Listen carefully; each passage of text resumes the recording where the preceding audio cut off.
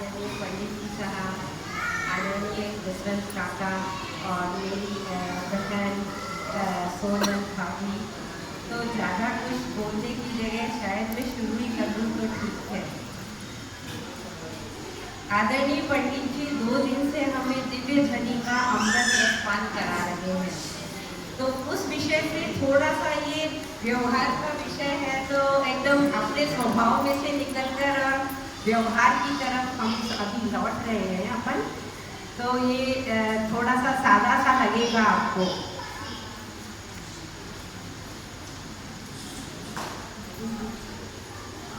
तो व्यवहार भी हमारे जीवन में बहुत ज़रूरी है। हमें यह आना चाहिए कि हमें कौन सी परिस्थिति में कैसा व्यवहार करना है जिससे कि हमारा जीवन और सुचारू रूप से चल सके।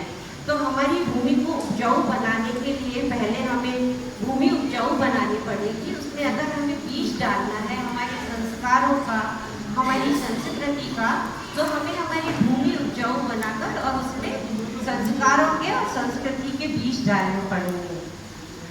तो यहाँ पे मैंने कुछ पॉइंट परिवार और ये अपने विखंडे समाज के लिखे हैं। यहाँ बैठे हुए तो हम सभी भव्य जीव हैं, आप लोगों पर लागू नहीं होते, पर और किसी को बुरा भी लग जाए तो मैं माफ़ी चाहती हूँ। ये विषय चिंतनीय व विचारणीय है। विचार के साथ साथ इन कारणों में बचाने के उपाय भी जीवन में संकल्प पूर्वक धारण करने लायक है। कम से कम मनुष्य जीवन पर हमें विवेक होना चाहिए अपने हित और अहित का, तथा पर्व के दिनों में ही सही हमें अपनी बुरी आदतों को संकल्प पूर्वक त्याग करना चाहिए। अब टूटते परिवार का क्या कारण है? धनांधता। आज देखने में आता है युवा वर्ग धन के लिए अपने सारे रोज के षट आवश्यक है जो हमारे, उन्हें भी छोड़ने को वो तैयार रहता है और धर्म से दूर होता रहता है। धर्म के लिए कहता है मम्मी पापा आप करो धर्म, हमें हमारा करने दो। तो यह बात बिल्कुल अच्छी नहीं है, क्योंकि जैसा हमारे घर में हम करेंगे हमारे बच्चे वैसा ही फॉलो करेंगे। वो भी हमें ये नहीं कहेंगे कि आप धर्म करो हम हमारा काम करते हैं। तो आज का युवा वर्ग जल्द से जल्द धनवान होना चाहता है। उसके लिए वो सुबह दर्शन पूजन सब एक तरफ रखकर और 24 घंटे व्यापारी बना रहता है और यंत्रवत वह कार्य करने में यह भी नहीं सोचता कि मैं भक्ष्य खा रहा हूँ या अभक्ष्य खा रहा हूँ, रात है या दिन है, बस यंत्र की माफिक वह कार्य ही करता रहता है। और दूसरा कारण मुख्य मुझे लगता है कि औरतों का कैरियर ओरिएंटेड होना। आज हर एक बच्ची या महिला यह चाहती है कि हम इंडिपेंडेंट बने। इंडिपेंडेंट बनना अच्छी बात है, पर उसके लिए आप अपने परिवार की सारी खुशियां दांव पे लगा देते हैं। अभी आप काम से इतनी थक कर आते हैं और जब घर पे आते हैं घर में चारों तरफ काम बिखरा हुआ मिलता है तो उसका माथा ठिनक जाता है। इतने में पतिदेव घर आते हैं तो दोनों में किटकिट चालू हो जाती है। क्या इसीलिए हमने यह पढ़ाई की या इसीलिए हमने यह धन उपार्जन के लिए हमारी शिक्षा का उपयोग किया? सबसे पहला तो हमें हमारे परिवार पे ध्यान रखना चाहिए और यह जो धन के पीछे और स्वतंत्रता पाने के लिए हम कैरियर ओरिएंटेड होते हैं, उसे एक बार ताक पे रख के शांति से जीवन जीने का हमें प्रयास करना चाहिए। जब जैसे ही घर से बाहर कदम रखती है और अपने बच्चों को वो आया के पास छोड़ना पसंद करती है। यहाँ बैठे हुए तो शायद कोई भी हमारी बहनें ऐसा नहीं करती है, पर ज़्यादातर देखने में आता है वह हमारे बच्चों का बचपन आयाओं के हवाले करके और खुद अपने कमाने के लिए चले जाती है। अब वो आया कौन सी जात की है, क्या सिखाएगी उन्हें? वो तो अपने पैसे के लिए खाना पूर्ति करेगी, उनको समय से खाना दे देगी, पर वो क्या एक माँ की तरह उन्हें स्नेह वात्सल्य और संस्कार दे सकेगी? कदापि नहीं। यह हमें सबको सोचना चाहिए कि हम अपने बच्चों का पालन पोषण बहुत ही जिम्मेवारी से करें। तो दूसरा कारण मुझे औरतों का कैरियर ओरिएंटेड लगता है।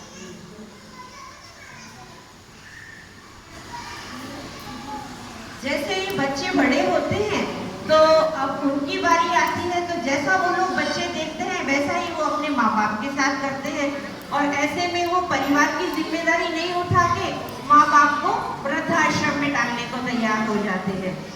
तो स्त्रियों का परिवार के प्रति उपेक्षा भाव परिवार टूटने का मुख्य कारण लगता है।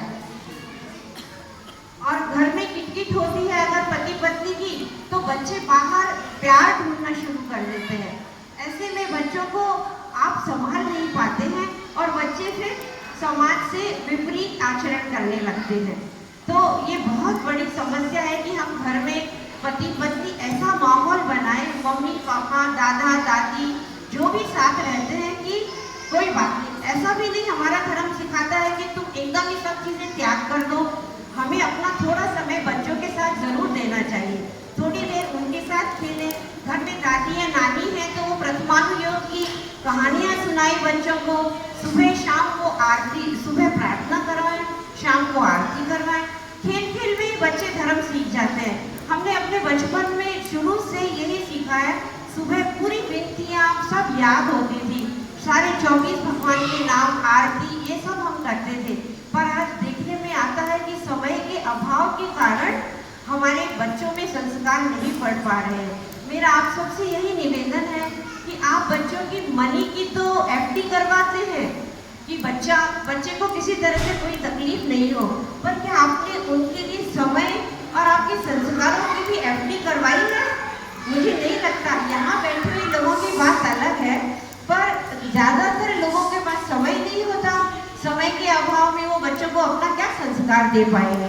तो अपने ज़्यादा से ज़्यादा बच्चों को अपने सानिध्य में रखें। और वर्तमान की शिक्षा भी आज एक बहुत बड़ा कारण है गिरते हुए स्तर का, हमारे परिवार और समाज टूटने का। वर्तमान की शिक्षा में कदाग्रह में दुराग्रह ने जन्म ले लिया है। आज की शिक्षा बच्चों को सिर्फ तनाव और अवसाद ज़्यादा देती है। कंपटीशन इतना हो गया है कि जिससे मम्मी पापा ही तनाव में रहने लगे, नहीं अभी मैं नहीं आ पाऊंगी, या क्योंकि मेरे बच्चे का कल एग्जाम है, जैसे मम्मी को एग्जाम देना है। आज की शिक्षा हमें बहुत ज़्यादा तनाव और अवसाद में डाल देती है। तो इन्हीं कारणों से हमें ये सब जो नतीजे हैं, परिवार का टूटना, समाज का बिखरना और गिरती हुई संस्कृति, यह सब कारण नजर आते हैं। इससे समाज और परिवार की शांति भंग होती है और परिवार में प्रेम, सहिष्णुता, करुणा, वात्सल्य सब समाप्त हो गए हैं। जबकि हमारी संस्कृति तो पहले ऐसे कहती थी, अतिथि देवो भव। आजकल तो अगर हमारे यहाँ मेहमान भी आ जाए तो हमें टेंशन होने लगती है।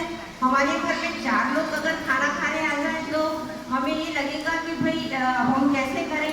तो हमारी संस्कृति ऐसा नहीं बताती थी। हमारी संस्कृति में तो बहुत ही अच्छे वाक्य लिखे गए हैं, यत्र नार्यस्तु पूजन्ते रमन्ते तत्र देवा। अभी हम हमारे घरों से ही शुरू करें कि क्या हमारे घर में हम हमारी बहन को, हमारी माता जी को, हमारी दादी को इतना सम्मान, प्यार और समय देते हैं। अगर हम ऐसा करने लग जाएंगे तो निश्चित ही हमारा परिवार भी सिमट के रहेगा और हमारा समाज भी एकजुट होगा और हमें कभी भी ऐसी परेशानियां नहीं आएंगी।